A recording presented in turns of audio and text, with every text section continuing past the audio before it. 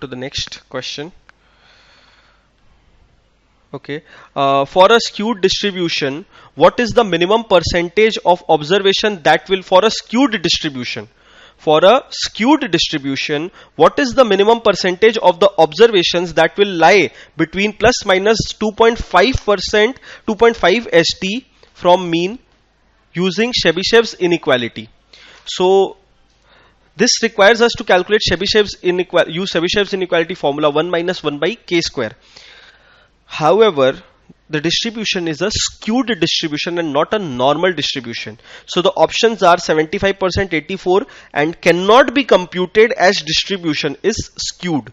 Now the first question is whether Chebyshev's inequality applies to a skewed distribution or it only applies to a normal distribution, and the answer is that irrespective of the type of distribution. That is what the advantage of Chebyshev's inequality is, if you recall, that irrespective of the type of distribution and whether it is a population or a sample, Chebyshev's inequality holds good for all k greater than 1.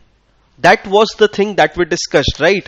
So irrespective of whether it is a skewed, leptokurtic, platykurtic, whatever it is immaterial for application of Chebyshev's inequality, because Chebyshev's inequality applies irrespective of the shape of the distribution. So C is incorrect. Now the only thing remains is that we need to calculate 1 by 2.5 square.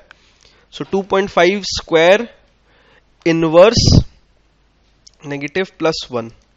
0.84, that means 84%. So 84% of the observations lies between 2.5 and minus 2.5 st. Okay, B is the answer, and whatever we discussed is already written over here.